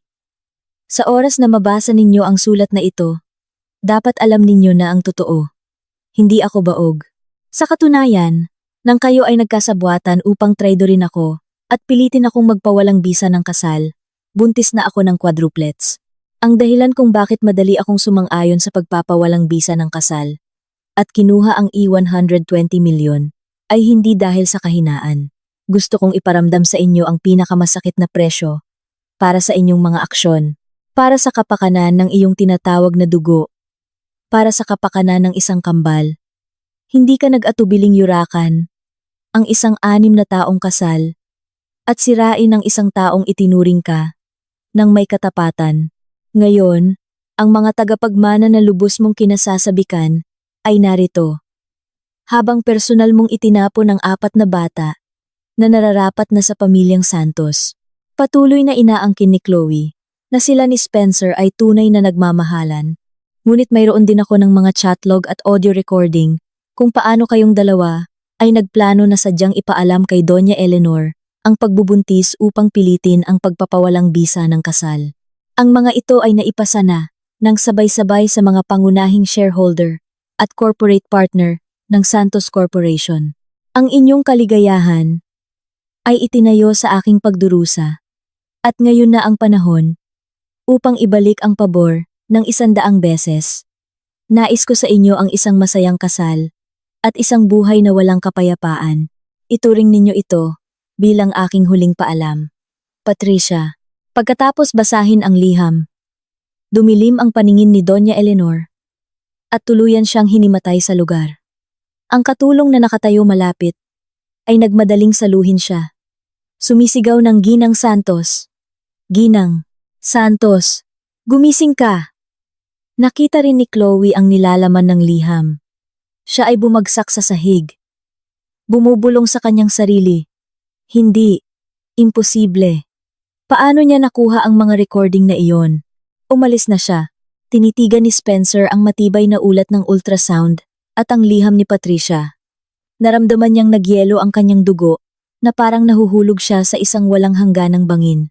Sa wakas, ay napagtanto niya na si Patricia ay naglagay ng bitag mula pa sa simula. Ang pagpapawalang bisa ng kasal, ang paglipat ng lugar, ang bayad pinsala, lahat ay bahagi ng kanyang paghihiganti. Hindi lang niya gusto ang pera. Gusto niyang lubos na sirain siya at gawing kahiyahiyang biro ang pamilyang Santos sa buong siyudad at nagtagumpay siya. Dinala si Doña Eleanor sa ospital para sa emergency resuscitation. Si Chloe, dahil sa matinding emosyonal na pagkabigla at sakit sa tiyan, ay nanganak ng mas maaga sa kanyang takdang petsa. Gayunpaman, ang kambal ay hindi nagdala sa kanya ng anumang swerte. Sa halip, sila ay nagtulak sa kanya sa isang mas malalim na bangungot. Dahil sa mga iskandalo at pakikipaglaban upang iligtas ang kanyang kumpanya, walang oras si Spencer na alagaan siya. O ang mga bata, nagalit siya sa kanya, sinisisi siya sa pagkasira ng kanyang buong buhay. Ang iba pang bahagi ng pamilya Santos, na nandidiri sa kanyang mga aksyon, ay tinrato siya ng may malamig na paghamak. Ganap na inalis ang paghanga at pagpuri na ipinakita sa kanya noon. Dahil sa mga ibinunyag ni Patricia sa gitna ng kasal, napuno ng pagduda si Spencer. Habang nasa ospital si Chloe dahil sa napaagang panganganak, agad na nag-utos si Spencer ng isang expedited DNA test sa mga sanggol. Ang naging resulta ang tuluyang sumira kay Chloe. Pinatunayan nito na wala silang anumang DNA na nag-uugnay kay Spencer. Lumabas na habang nakikipagtalik si Chloe kay Spencer. Nakikipag-ugnayan din siya sa ibang mga lalaki. Hindi niya alam kung sino ang tunay na ama. Nang nagkataon siyang nabuntis ng kambal, ginamit niya ang pagkakataon upang paalisin si Patricia at siguruhin ang kanyang lugar sa imperyo ng Santos. Nang kumalat ang balitang ito, tuluyang nawasak ang reputasyon ni Chloe. Dahil sa malaking iskandalo, opisyal na ipinatigil ang kasal at hindi kailanman naging legal na mag-asawa sina Spencer at Chloe. Agad din siyang pinalayas mula sa mansyon ng pamilyang Santos, na bago pa lang niyang niliputan, at naiwang mag-isa, na palakihin ang dalawang anak, sa kahirapan, na tinitiis ang pagtingin at pag-iwas ng lahat ng nasa paligid niya. Tungkol naman sa Santos Corporation, sinira ng iskandalo ang reputasyon nito. Ang presyo ng stock ay bumagsak, umalis ang mga investor, at kinansela ang mga kontrata ng sunod-sunod, na nagtulak sa kumpanya sa isang mapanganib na krisis sa pananalapi. Desperado na iligtas ang negosyo. Tumakbo si Spencer sa paligid na nagmamakaawa para sa tulong, na nauwi sa walang silbi. Ang mga kaibigan at kasosyo sa negosyo na dati ay patuloy na nakapaligid sa kanya. Ngayon ay iniiwasan siya, na parang salot, natatakot na madamay sa kanya. Namumuhay siya araw-araw sa ilalim ng matinding pressure at pagsisisi. Nalalagas ang kanyang buhok, mukha siya ng napakapayat, at ang dating arogante, mayabang na kilos niya ay nawala na magpakailanman.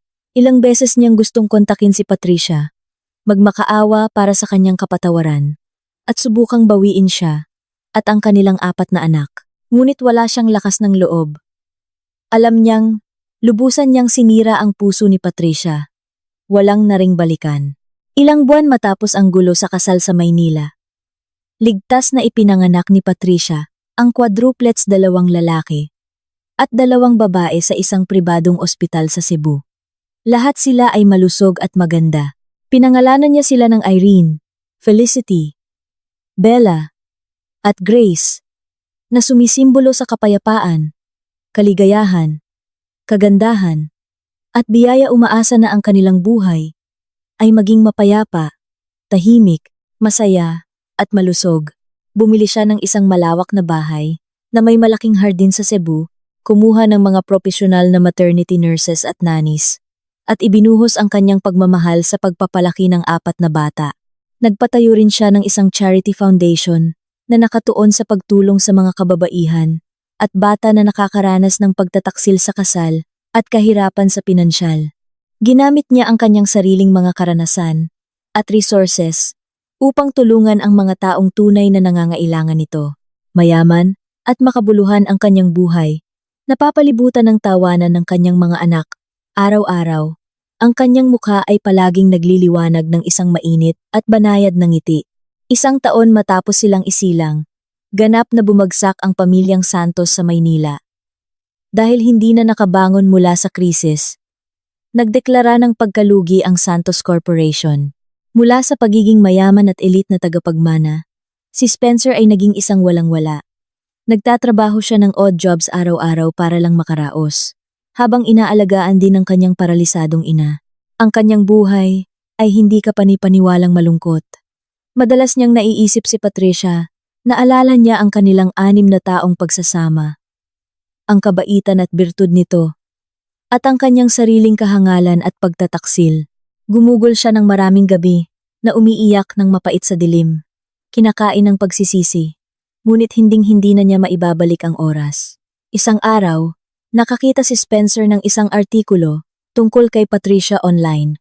Sa larawan, hawak ni Patricia ang isang sanggol, napapalibutan ng 3 pa. Ang kanyang ngiti ay nagniningning. Ang kanyang aura ay elegante. Ang kanyang charity foundation ay nakatulong sa hindi mabilang na tao at nakakatanggap ng malawakang papuri mula sa publiko. Ang babae sa larawan ay mas maganda, kumpiyansa, at matatag kaysa dati, na parang hindi man lang siya tinamaan ng panahon. Sa pagtingin sa larawan ni Patricia at ng kanilang 4 na magagandang anak, ang puso ni Spencer ay nawalan ng laman sa walang katapusang pagsisisi at inggit. Alam niyang tuluyan nang nakalaya si Patricia sa anino ng nakaraan at namumuhay na siya ng masayang buhay na nararapat sa kanya. At siya naman ay mananatili sa bilangguan ng kanyang mga nakaraang pagkakamali, kakainin ang mapait na bunga na kanyang itinanim. Kinuha niya ang kanyang telepono, nakatitig sa numero na kabisado niya. Ngunit hindi niya kailanman naglakas ng loob na idayal. Matagal siyang nag-alinlangan sa call button, ngunit sa huli, ibinaba niya ang telepono. Alam niyang hindi niya karapat-dapat na guluhin pa ang buhay ni Patricia. Maaari lamang siyang tahimik na maghangad ng kabutihan sa kanyang puso, nagdarasal para sa kanya, at sa mga bata na maging masaya magpakailanman. Tungkol naman sa kanyang sarili, gugugulin niya ang natitirang bahagi ng kanyang buhay sa pagbabayad ng kanyang mga kasalanan. Lumipas pa ang ilang taon, ang 4 na anak ni Patricia ay lumaki ng maliwanag, masigla, at kaibig-ibig. Patuloy na lumalawak ang kanyang charity foundation, na nakakakuha ng malaking impluensya sa loob at labas ng bansa. Bumalik din siya sa kanyang dating karera. Naging isang kilalang designer na may umuunlad na negosyo. Ang kanyang buhay ay halos walang kapintasan at wala siyang kakulangan sa mahuhusay na manliligaw. Pakiramdam niya, ang pagkakaroon ng kanyang 4 na anak sa tabi niya, isang karera na mahal niya, at ang kasiyahan ng pagtulong sa iba ay sapat na kaligayahan para sa isang buhay. Isang hapon, dinala ni Patricia ang mga bata sa parke at hindi inaasahang nakita ang isa sa kanyang mga dating kaklase sa kolehiyo. Nang makita si Patricia at ang 4 na magagandang bata, nabigla ang kanyang kaklase. Nagmamadali siyang lumapit upang batiin. Patricia, ikaw ba talaga iyan? Matagal na. Sa iyo ba ang lahat ng 4 na ito? Ang cute nila. Oo. Akin silang lahat. Ngiti si Patricia at tumango. Hinawakan ng kanyang kaklase ang mga kamay ni Patricia nang may pagmamalasakit at huminga ng malalim. Hindi ko inakala na magiging ganito kakagaling. Narinig naming lahat ang tungkol sa pagpapawalang bisa mo ng kasal kay Spencer. At galit na galit kami para sa iyo. Maya-maya, narinig namin na nabangkarote ang pamilyang Santos. Miserable ang buhay ni Spencer. At natanggap ni Chloe ang nararapat sa kanya. Talagang hindi nakaligta ang karma. Mahinang ngumiti si Patricia at sinabi, "Nasa nakaraan na ang lahat. Ngayon, gusto ko lang alagaan ng maayos ang aking mga anak at mamuhay ng sarili ko." Sa pagtingin sa kalmado at magandang kilos ni Patricia, taimtim na sinabi ng kanyang kaklase, "Ikaw ay tunay na kamangha-mangha. Matapos pagdaanan ang lahat ng iyon, namumuhay ka ng isang napakagandang buhay. Nang kinuha mo ang E120 milyon, tinawag ka ng ilan na sakim, ngunit alam kong nararapat sa iyo ang bawat sentimo. Hindi mo hinayaan na sirain ka nila. Sa halip, ginamit mo ang perang iyan upang magsimulang muli at tulungan ang napakaraming tao. Lubos akong gumagalang sa iyo." Marahang hinaplos ni Patricia ang buhok ng isa sa kanyang mga anak at sinabi, "Ang pera ay isa lamang bagay sa mundo. Ang mahalaga ay ang iyong mindset. Kapag ikaw ay nasa ilalim na, sa halip na magreklamo at lumunod sa kalungkutan, mas mabuting lumaban at baguhin ang iyong sariling kapalaran. Masaya ako na hindi ko piniling kumapit, umiyak, at mag-eskandalo noon. Pinili kong umalis ng may dignidad. At pagkatapos, sa aking sariling paraan, bumuo ng isang ganap na naiibang buhay. Tumango ang kanyang kaklase. Tama ka. Sa pag-iisip ngayon, ang Spencer ay napakahangal na itapon ang isang kahanga-hangang babae na tulad mo para sa isang kabit. Ang pagtatapos ng ganyan ay eksakto ang nararapat sa kanya. Hindi sumagot si Patricia doon. Tiningnan lang niya ang mga anino ng kanyang mga anak na tumatakbo at tumatawa sa sikat ng araw. Isang maligayang ngiti ang lumabas sa kanyang mukha. Alam niyang ganap nang gumaling ang mga sugat ng nakaraan. At ang mga araw na darating ay lalo lamang magiging maliwanag at mas maganda. At ang mga nakasakit sa kanya ay natanggap na ang kanilang nararapat na kaparusahan. Ang pinakamakapangyarihang kontra-atake sa mundong ito ay hindi ang pag-iyak, pagsigaw, o marahas na paghihiganti. Ito ay ang pamumuhay ng mas mabuti at mas masaya kaysa sa mga taong sumubok na sirain ka. Iyon ang eksaktong ginawa ni Patricia. Pinatunayan niya sa pamamagitan ng kanyang sariling paglalakbay na gaano man kalupit ang pagtataksil at mga balakid sa buhay. Hanggat hindi mo isinusuko ang iyong sarili, palagi kang makakaahon mula sa dilim at makakahakbang patungo sa iyong sariling sikat ng araw.